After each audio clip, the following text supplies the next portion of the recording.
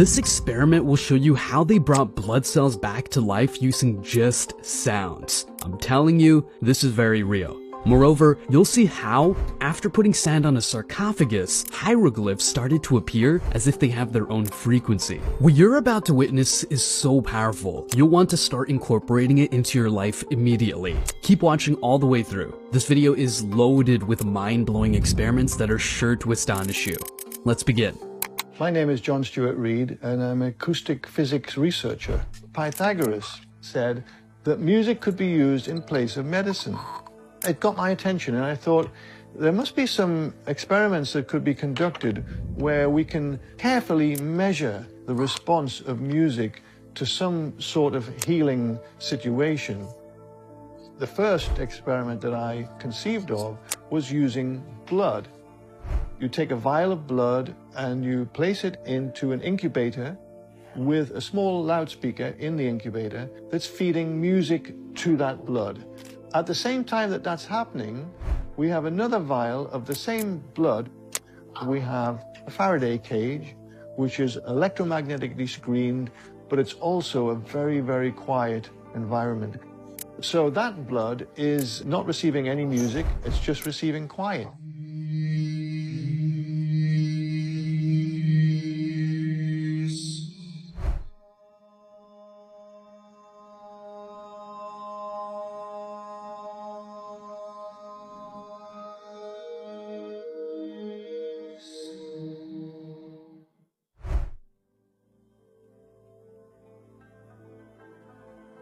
We go through a protocol that first dilutes the blood by a certain ratio with a buffer solution, and then we extract a small amount of that mixed blood. When we put that blood into the cell counter, it will tell us how many cells are actually live and what the term is viable. The cells in the Faraday cage have not fared very well at all. Mostly dead.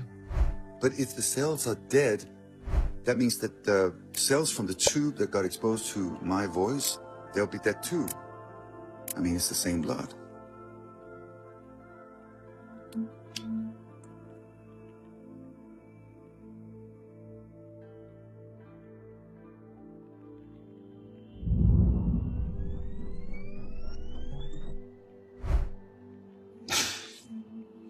I hope you can see this. Dilute the sample. More cells alive than the cell counter can count. That's a huge difference between the music and the quiet. Is that true? Well, look. This is amazing. So I think we should repeat and see if we get the same result. Another. Above the range that it can count, cells that are transiting towards being dead have been actually re-enlivened to the extent that so many of them are now alive. It's really wonderful. An amazing result. Wow, what we've just seen is absolutely amazing. It's like a real-life example of what's said in the Bible. Death and life are in the power of the tongue. Proverbs 18:21. The experiment we saw proves this in a big way. It was Anders Holte, known for his unique, kind of otherworldly music, whose voice re-enlivened the cells. That's mind-blowing. Of course, the point of this experiment is to showcase the power of harmonious sounds. It's not just about Anders Holte's unique ability, it's a bigger picture about good frequencies and their importance. This experiment helps us understand how vital these harmonious frequencies are. And it's not just any sound that has the power to re-enliven cells, but those that are in harmony, in tune with nature, and beneficial to our well-being. Credit for this goes to Dr. John Stuart Reid and the documentary The One Field, a film by Sippy Raz. Without this film, we might never have known about this incredible experiment. I really encourage you to watch the entire film because it's an eye-opener. You'll find links in the description. Think about it. If Anders Holte's voice, along with such beautiful and harmonious sounds, can wake up cells that were almost dead, it really makes you wonder about the music we listen to every day. Some of it is deliberately off-tune or tuned to harmful frequencies. Now, let's take a look at another one of Dr. John Stuart Reid's incredible discoveries. this time from his work in the pyramids of Egypt. Imagine this: Dr. Reed, in a setting as ancient and mysterious as the pyramids, places sand on a sarcophagus. As he conducts his experiment with sound vibrations, something absolutely phenomenal happens. Hieroglyphs begin to emerge. It's as if the sand, dancing to the tune of the vibrations, starts to unveil secrets that have been hidden for thousands of years. It all started back at the Great Pyramid in 1997. 3 weeks before I was due to go out to Egypt, I severely injured my lower back. I thought I would have to cancel the whole mission, but somehow I managed to get into the pyramid. Other people carried the equipment. The experiment that was designed was to make visible the resonances in the sarcophagus. I set up the experiment, then I stretched PVC membrane across the open top of the sarcophagus. Then I sprinkled sand on the membrane, and when we switched on the sound, this is just pure tones, electronically created tones. A whole range of ancient Egyptian hieroglyphs started to appear in the sand. First one was the hieroglyph for backbone or spinal column. It was writhing about like a snake. Antiquities inspector, he was like, "How you do that? How you do that?" We saw lots and lots of different hieroglyphs coming out on this membrane. But what was so extraordinary was, within 20 minutes of making sound, all the pain in my back left me, and I never did come back. It's an extraordinary moment in my life that changed my life forever. The remarkable healing Dr. John Stuart Reed experienced in the Great Pyramid strongly underscores the therapeutic potential of sound. His sudden relief from chronic back pain serves as a compelling testament to how sound frequencies can directly and significantly impact our physical health. This breakthrough opens thrilling new research possibilities in sound therapy and holistic healing, suggesting that sound is not just an abstract concept, but a practical tool for addressing physical health issues. This leads us to revisit the role of sound in ancient architecture. The Great Pyramid, renowned for its precision in both architecture and astronomy, may also have been intentionally designed with an intricate understanding of acoustics. Could it be that this iconic structure was more than a tomb or monument? Perhaps it served as an advanced resonant chamber for healing purposes, or other functions that we're yet to fully comprehend. The emergence of hieroglyphs in response to sound vibrations in Dr. Reed's experiment hints that the ancient Egyptians might have encoded a sophisticated understanding of sound's effects in their writing and architecture. This revelation could radically transform our understanding of ancient civilizations, suggesting they had a profound grasp of the physical and metaphysical aspects of sound. But if music and sound hold such power that they can reanimate blood cells, as seen in the previous experiment, or heal Dr. Reed's back permanently, it raises a critical question. What effect does the music we listen to, the music that's promoted everywhere, have on us? We've all seen how music can have darker, even demonic aspects. If sound can influence cells in our brain, particularly our subconscious, then the impact of our daily sonic environment becomes a matter of significant importance. Here's a clip of Michael Jackson discussing the hypnotic power of music, underscoring how deeply and subtly it can affect us. Singers, when they sing songs, it's like a mantra. When you repeat a chorus over and over and over.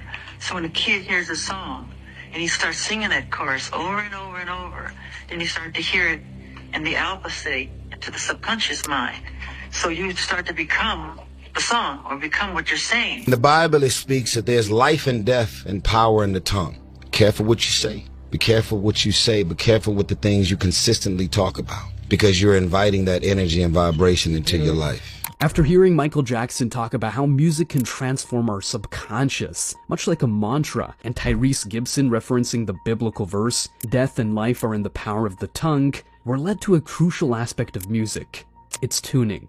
It's widely discussed that the standard tuning frequency for music has been shifted from its original tone, a change attributed to decisions made by entities like the Rockefeller Foundation.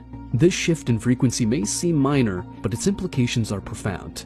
Music is more than just melodies and rhythms. It's a constant stream of lyrics and vibrations that we absorb, often without fully realizing their impact. As Michael Jackson pointed out, these lyrics can become our subconscious mantras, shaping our thoughts and beliefs in subtle yet powerful ways. The frequency at which music is played, now commonly at 440 Hz, a shift from the traditional 432 Hz, is another layer to this. This alteration in frequency can have a significant impact on how we perceive and are affected by music.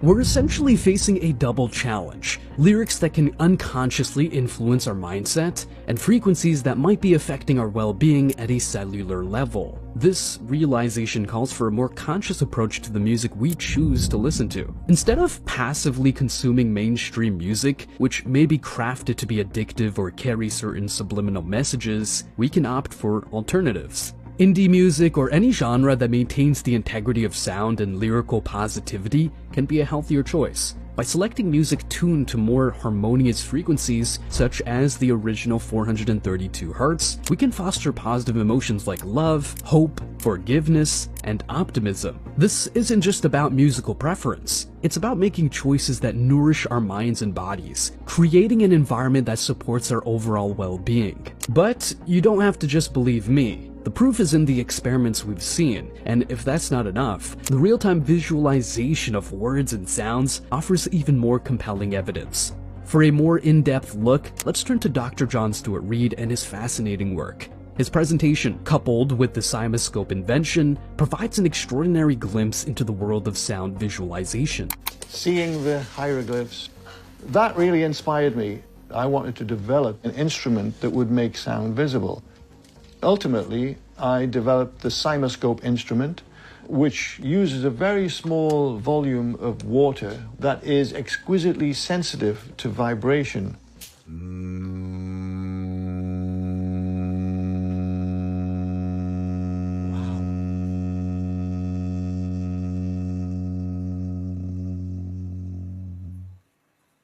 When any beautiful sound enters into the water, what I see every day is a beautiful image. Beauty begets beauty. We are 90% water. Think about the membranes around every cell in our bodies receiving a beautiful pattern, a harmonious pattern. Those cells are all going to be beautifully massaged and feeling, wow, we are being supported here. And there's a very clear change when you compare a healthy cell sound with a cancer cell sound, which produces ugly pattern. In his work, Dr. Reid emphasizes how the CymaScope, using water's exquisite sensitivity to vibration, reveals the beautiful, intricate patterns created by sound. This is significant considering that our bodies are composed of a high percentage of water, around 60% in adults. This high water content makes us naturally receptive to sound vibrations, much like the water in the CymaScope.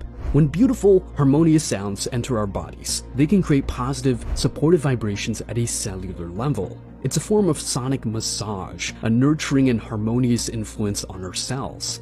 On the flip side, this also means that we are potentially vulnerable to the effects of negative frequencies. Imagine the impact of constant exposure to discordant, jarring sounds or music tuned to frequencies that are not naturally harmonious. These could potentially lead to a state of disharmony in our bodies, contributing to stress or even illness. This concern isn't just hypothetical, it's grounded in the reality of how sound interacts with our fundamentally water-based bodies. The concept of resonance is key here. Just as a particular frequency can cause a glass to resonate and shatter, certain sound frequencies, particularly those that are disharmonious or unnatural, can resonate in our bodies in potentially harmful ways. The music industry, often focused on what's commercially viable rather than what's holistically beneficial, can sometimes promote music that is out of tune with these natural, harmonious frequencies. Therefore, it's crucial to be discerning about the music and sounds we allow into our lives. Just as we care about the food we eat and the air we breathe, we should also be conscious of the sonic environments we inhabit. Choosing music and sounds that resonate with natural, harmonious frequencies can be a form of self-care, an act of nurturing our physical and mental well-being. In continuation of this exploration into the profound impact of sound and frequencies on our well-being, there's another intriguing perspective worth considering: This comes from Dr. Leonard Horowitz, a man with insightful views on the nature of sound and its effects. He discusses a concept known as the devil's interval, a specific frequency that he suggests can have adverse effects on our health. Is called the devil's interval in musicology.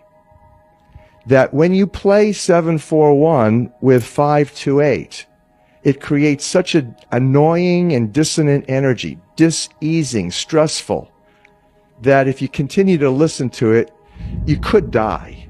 They have held the secret knowledge by which the pyramids were constructed based on the math. All of the universe is constructed according to these 9 tones. They knew about them. In fact, they instituted. In fact, it was the Rockefeller Foundation in 1939 that instituted the world's standard tuning. The Western world tunes to a 440 hertz frequency. That when you tune your instrument to that, the F sharp note is 741. Precisely. Not 7.41.1 or 0.2, it's 741, which meant that there was a clear, scientifically researched intent, and indeed that's exactly what happened. The 741 A440 link came out of military research in the 1930s to induce psychosocial stress and dis-ease to the max. It was selected that A440 would be the standard tuning for the Western world. In fact, quote, mass hysteria, end quote, could be induced by instituting that frequency. And now you begin to explain why you went from the era of Frank Sinatra, where women would mostly swoon over Frank. Suddenly, Elvis Presley, rioting began. It was scientifically determined for military acoustic warfare research that if you simply used A440 standard tuning, that you could engage about 6% of the population, perhaps, to actually go into this kind of crisis, into this hysteria. And that those people then, especially if they were televised and they were promoted and broadcast, could potentially affect a social, virtually British invasion. Now you begin to reconcile what happened. This information is all in the book of 528. As we reflect on the journey through these experiments and discussions, we come to a profound realization about the power of sound and words. Starting with Dr. John Stuart Reid's revealing experiments with blood cells, where music was shown to rejuvenate cells that were in a dormant state, we begin to see the tangible impact of sound. Following this, his work on the visual emergence of hieroglyphs in Egypt further illustrates how sound can interact with physical matter in extraordinary ways. The wisdom shared by Michael Jackson and Tyrese Gibson adds a deeper, more personal dimension to our understanding, highlighting how sound and words shape our perceptions and experiences. Dr. Reid's groundbreaking work with the cymoscope, making sound visible, bridges the gap between the seen and unseen, providing a stunning visual representation of sound's influence.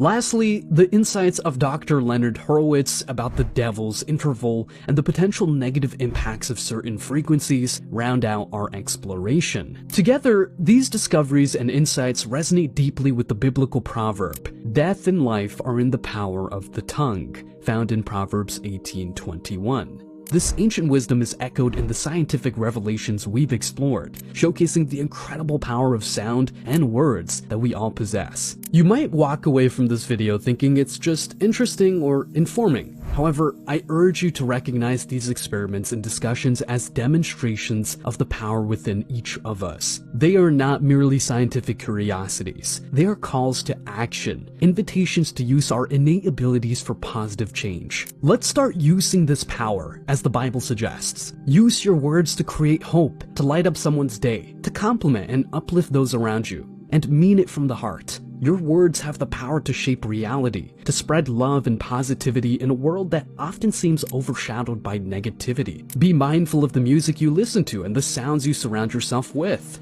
We've seen how the frequencies of music can impact us on a cellular level. Choose soundscapes that are harmonious, that feed your soul with good vibrations, and steer clear of those that could be subtly influencing you in harmful ways. Remember, you're all under a sort of hypnosis. the constant bombardment of sounds and messages that shape our subconscious. Break free from this trance by consciously choosing what you allow into your mental and emotional space. Fill your life with sounds and words that resonate with love, hope, and positivity. By understanding and harnessing the power of sound and words, we can take better care of ourselves and others. We have the power to create a ripple effect of positivity, to make a real difference in our lives and in the lives of those around us. So let's embrace this power. Let's use it wisely, and let's start now. Spread love, spread light, and let the harmonious frequencies guide you towards a life filled with positivity and well-being.